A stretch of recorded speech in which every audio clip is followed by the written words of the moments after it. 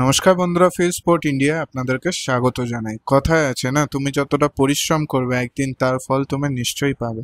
দল বদলের মরশুমে আবারও ঘরের ছেলেকে ঘরেই রাখলো ইস্টবেঙ্গল। তেমনই ক্লাবের প্রতি ভরসা দেখালেন তরুণ ফুটবলারও। প্রস্তাব পেয়েছিল গঙ্গাপাড়ের আরও এক সফল দল মোহনবাগানের তরফেও, যদিও সেই প্রস্তাব সাড়া দেননি। ইস্টবেঙ্গলের সঙ্গে 2026 অর্থাৎ আগামী মরশুম অবধি চুক্তি ছিল পিভি বিষ্ণুর। তাকে আরও 2 বছরের জন্য চুক্তিবদ্ধ করলো, বা বলা যায় তার চুক্তি নবীকরণ করলো ইস্টবেঙ্গল। টিমের তরফে অফিসিয়ালি জানানো হয়েছে এই কথা। 2028 সাল অবধি চুক্তি বাড়ানো হয়েছে পিভি বিষ্ণুর সঙ্গে।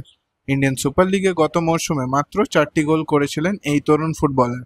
কলকাতা লিগের ম্যাচেও নজর কেড়েছেন। 2023 সালে ইস্টবেঙ্গলে যোগ দেন। ঘরোয়া লিগে ভালো দুর্দান্ত পারফর্ম করে সিনিয়র দলে প্রবেশ, আর সেই পরিশ্রমেরই ফল পেলেন আবারও।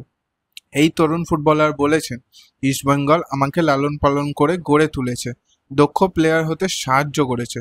ইস্টবেঙ্গলের প্রতি আমার কৃতজ্ঞতা। আমি যতটুকুই উন্নতি করতে পেরেছি সবটাই ইস্টবেঙ্গলের সৌজন্যে। আগামীতে আরও ভালো পারফর্ম করতে চাই। বিষ্ণুর চুক্তি নবীকরণ নিয়ে ইস্টবেঙ্গলের হেড কোচ অস্কার ব্রুজো বলেন, ও ক্লাবের গুরুত্বপূর্ণ সম্পদ হয়ে উঠেছে। ওকে রাখাটা আমাদের কাছে গুরুত্বপূর্ণ ছিল। ওর মধ্যে সীমাহীন প্রতিভা রয়েছে। ডাকাবুকো প্লেয়ার, দুর্দান্ত ড্রিবল করতে পারে, ম্যাচ জেতানোর দক্ষ। নতুন মরশুমে বিষ্ণু কতটা ভালো করেন সেদিকেও নজর থাকবে। সিনিয়র দলের হয়ে এখনো পর্যন্ত 55টি ম্যাচ খেলেছেন বিষ্ণু।